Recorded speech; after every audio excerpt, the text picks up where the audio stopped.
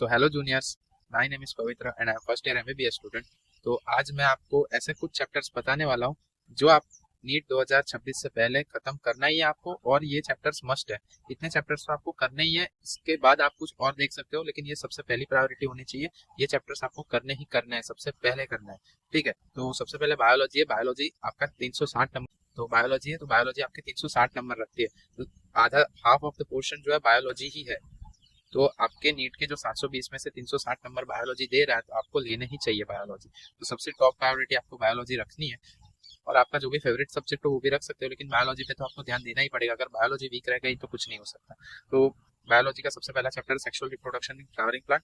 तो उसमें से 4 क्वेश्चन पूछे जाते हैं। ह्यूमन रिप्रोडक्शन, उसमें से 5 क्वेश्चन पूछे जाते हैं। रिप्रोडक्टिव हेल्थ, उसमें से 4 क्वेश्चन। जेनेटिक्स से 4 क्वेश्चन। मॉलिक्यूलर बायोलॉजी से 6 से 7 क्वेश्चन पूछते हैं।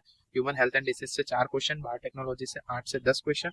एंड इकोलॉजी यूनिट से 10 से 12 क्वेश्चन। आपको वो पूरा इकोलॉजी का पूरा यूनिट पढ़ना होगा, क्योंकि उसमें से आप देख सकते हो कि उसमें बहुत सारे ग्राफ भी दिया है और डायग्राम्स भी दिया है। तो डायग्राम से सब चैप्टर के मस्ट है भाई, डायग्राम्स करना।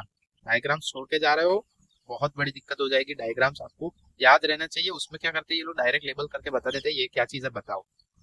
ठीक है, तो आपको याद रहना चाहिए कि अच्छा ये चीज है। तो पूरा डायग्राम आपको याद होना चाहिए। आप लिख के प्रैक्टिस कर सकते हो, आप ड्रॉ करके प्रैक्टिस कर सकते हो, लेकिन डायग्राम आपको अच्छे से होने चाहिए। टेबल्स अच्छे से पढ़ लेना, ये सब चीजों के, तब आपको याद रहेगा। और उसमें से क्वेश्चन डायरेक्ट उठ के आता है भाई, डायरेक्ट उठ के आता है। ठीक है, तो उसके बाद आप कर सकते हो ये चैप्टर्स जो मैंने आज पहले बताया वो पहले कर लेना, वो फर्स्ट प्रायोरिटी आपकी होनी चाहिए। उसके बाद जो बाकी के चैप्टर्स है, सेल सेल डिवीजन, उसमें से 3 से 4 क्वेश्चन आ रहा है। बायोमोलिक्यूल से 3 से 4 क्वेश्चन आ रहे हैं। क्लासिफिकेशन, बायोलॉजिकल बायोलॉजिकल क्लासिफिकेशन से 2 क्वेश्चन बन रहे हैं। प्लांट किंगडम से 3 से 4 क्वेश्चन आ रहे हैं, आएंगे।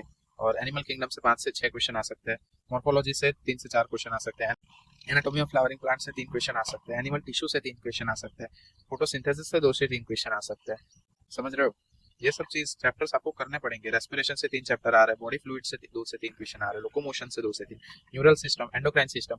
अगर आप ह्यूमन फिजियोलॉजी अच्छे से कर लो, इससे आपके बहुत 10 से 15 क्वेश्चन आपके अच्छे से निकल जाएंगे। ठीक है, लेकिन उसमें से क्वेश्चन अच्छे बनता है तो डिसऑर्डर्स पे ज्यादा ध्यान देना, क्योंकि उसमें से मैच द फॉलोइंग भी आ सकते हैं, तो उस पर ध्यान तो आपको देना पड़ेगा।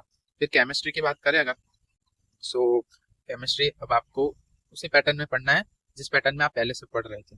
ठीक है, तो पढ़ना तो पड़ेगा। ठीक है, अब बहुत कम टाइम बचा है, सो पढ़ना पड़ेगा। सबसे पहला चैप्टर पीरियोडिक टेबल, वो तो करना ही है आपको। फिर केमिकल बॉन्डिंग, उससे 4 क्वेश्चन आ रहा है। कोऑर्डिनेशन, कंपाउंड से 4 क्वेश्चन बन रहा है। जीओसी से 5 क्वेश्चन बन सकते हैं।